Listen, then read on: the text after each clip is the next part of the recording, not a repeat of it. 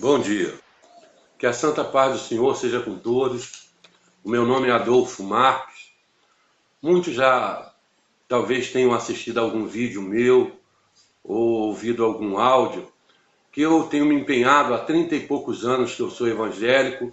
Eu tenho me empenhado em gravar vídeos e áudios a fim de instruir alguns irmãos que porventura estejam em dúvidas ou que de repente estejam até sofrendo alguma opressão ou que desejem anunciar o Evangelho de Cristo e ainda não têm uma certeza como fazê-lo. Então nós vamos começar pelo que Cristo ensinou. Jesus disse no livro de São Mateus 28, 19: Ide, ensinai, batizando em nome do Pai, do Filho e do Espírito Santo. Em São Marcos ele disse: Ide pregar esse evangelho a toda criatura. Em nenhum momento Jesus ensinou alguém ou mandou alguém sair por aí contando a história de Davi. Jesus não disse: Ide pregar a história de Davi, ide pregar a história de Moisés, ou ide pregar a lei de Moisés. Jesus disse: Ide e pregai este evangelho. O Evangelho de Cristo está contido em 4 livros: São Mateus, São Marcos, São Lucas e São João. E foi isso que Jesus mandou ensinar. Jesus não mandou ensinar nenhum outro mandamento. E o que é que o Senhor quer? Ele quer que você vá e anuncie o santo evangelho dele. Ide por todo o mundo pregar esse evangelho a toda criatura. O evangelho de Cristo não prevê cobrança de nada. Ele disse: na casa em que chegar, olha só como Jesus ensina, na casa em que chegar, diga primeiro: haja paz nesta casa. Está contido no livro de São Lucas. Jesus ensinando, São Lucas capítulo 10. Jesus ensinando a pregar o evangelho. Jesus não mandou ninguém sair por aí ensinando general de guerra em um mundo já tão cheio de conflitos. Então, existe uma grande distância entre o Velho Testamento e o Novo Testamento. O Novo Testamento começa no livro de São Mateus e prevê boa nova, ou seja, notícia abençoada. Deus quer que você anuncie para as pessoas a bênção que Deus enviou para os homens, que está contida no seu Santo Filho Jesus Cristo, que trouxe uma nova doutrina. Jesus trouxe a doutrina do Evangelho, irmãos. A doutrina do perdão, da paz, do amor. Se for para viver pelo Velho Testamento, nós teríamos que guardar o apedrejamento, a crucificação na igreja. Pergunte agora à tua consciência: você teria coragem de apedrejar o teu irmão na igreja que cometeu um pecado? Você teria coragem de assassinar ele como os judeus faziam? Não. Então, se você não teria coragem, não se envolva com aquilo, irmão. Porque pessoas até nem sabem. A lei de Moisés, ela começou com 10 mandamentos, mas ela se encerrou com 613 mandamentos. Para guardar 613 mandamentos, primeiro você tem que conhecê-los. A lei já foi, irmão, expandida pelo mundo inteiro. A lei de Moisés já deu base para todas as leis do mundo. Agora você analisa bem. Um juiz, para julgar uma questão humana, ele primeiro faz o estudo, primeiro grau, segundo grau. Depois ele faz nível superior, se forma em direito. Depois faz 1 ano para ser bacharel de direito. Depois passa mais 3 anos num curso de magistratura. Depois mais 1 ano para escolher a especialidade, se vai ser civil, trabalhista, criminal ou família. Então o homem passou a vida inteira estudando as leis para poder julgar a coisa entre os homens. E o irmão pega a Bíblia na mão e chega na igreja e já começa a inquirir que todos têm que guardar a lei de Deus. E ele nem sequer sabe quantos mandamentos tem aquela lei, irmãos. Então isso é muito sério, irmãos. É muito sério. O ler o Velho Testamento leva as pessoas a cometerem atos que os leva à sua própria condenação. Não sejas extremamente justo, disse Salomão, senão acabarias te condenando a ti mesmo.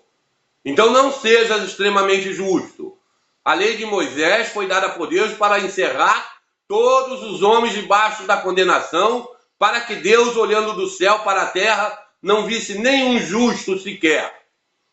E é muito comum, quando o homem está voltado à ambição, descobriu que a Bíblia Sagrada pode se tornar para ele o mapa da mina, aí é uma coisa triste, irmãos. Nós estamos vendo aí nesse mundo homens ficando milionários, comprando fazendas, comprando muitas propriedades em cima da miséria do outro.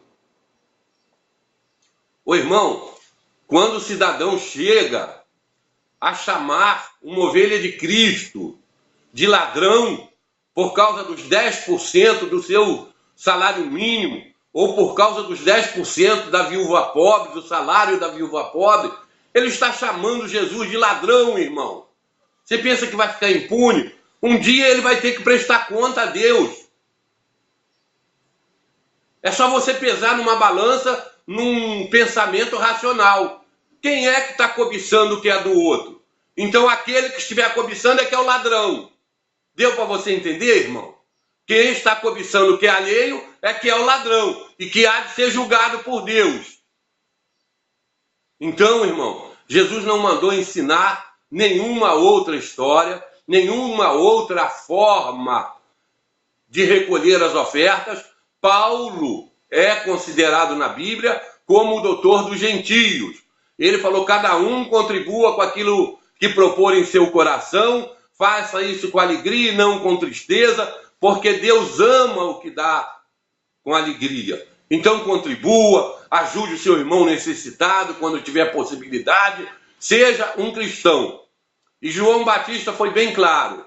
O último profeta da lei disse, quem tiver 2 vestidos, reparta com o que não tem. Está bem claro, com o que não tem. Se você já tem com o que se vestir e o que comer, não cobice o que é alheio. Não vá usar Malaquias, não vá usar nenhum outro profeta, querendo inquirir dos irmãos aquilo que é seu. Não vá roubar o que é alheio, porque Deus haverá de cobrar, irmão. Então, irmão, fica aqui mais um áudio, mais um vídeo teológico. Jesus Cristo ensinou e determinou, é mandamento do Senhor, ide por todo mundo, pregai esse evangelho a toda criatura. Depois ele deixou seus apóstolos, que falaram muito da sua sã doutrina. Houve uma assembleia em Jerusalém, no capítulo 15 de Atos dos Apóstolos. Se congregaram os anciãos, os apóstolos, para decidirem o que seria ensinado aos gentios.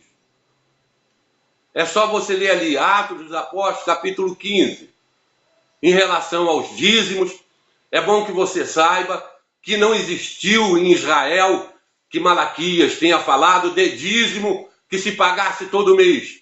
O dízimo de Israel era pago de 3 em 3 anos por 11 tribos.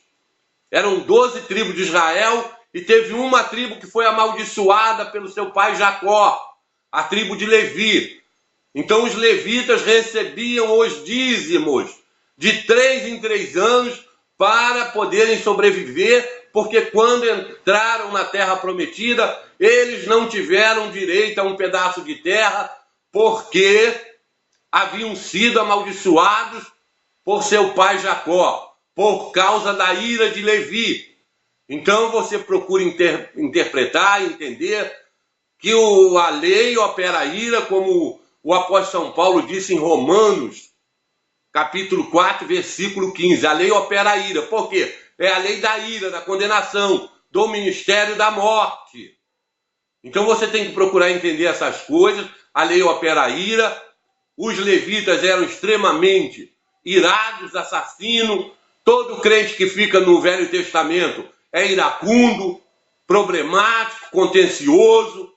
Quando não está conseguindo ficar milionário, eles costumam chamar o irmão de ladrão, dizer que o diabo vai comer na mesa do irmão, que as coisas vão ficar ruins para o irmão, vai ficar ruim para eles, irmão. Eles estão botando o diabo para comer na mesa de Cristo. Estão desejando maldades, doença para Jesus Cristo, Filho de Deus. Quando se dá um copo de água fria a um pequenininho de Cristo, está se dando um copo de água fria ao próprio Cristo. Quando se dá um açoite, está dando em Cristo. Quando se prega uma maldição, está pregando para Cristo.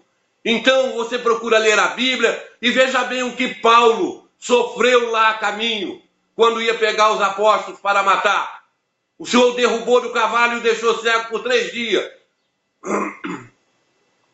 E foi o apóstolo que mais sofreu na Bíblia e foi posto como doutor dos gentios. Então, irmão, grava bem no teu coração, leia na tua Bíblia, no Novo Testamento, estude o Testamento que Jesus Cristo deixou. Não deixe fariseu nenhum te amaldiçoar. No Evangelho de São Mateus, capítulo 23, versículo 33, Jesus chamou eles de serpentes, raça de víboras, e lamentou profundamente por não ver meio deles escaparem da condenação do inferno. Jesus fez 2 censuras gravíssimas, estão contidas nos Evangelhos. Evangelho de São Mateus, capítulo 23, e Evangelho de São Lucas, capítulo 11. No Evangelho de São Lucas, capítulo 11, versículo 41, Jesus é bem claro. Dá esmola do que tu tiver e tudo será limpo. Ser caridoso produz purificação da tua vida. E logo no 42, Jesus expressa um ai para os fariseus. Uma sequência de ai pelo comportamento deles. Então não tenha a tua esperança, irmão, na lei de Moisés, de nenhum profeta de Moisés.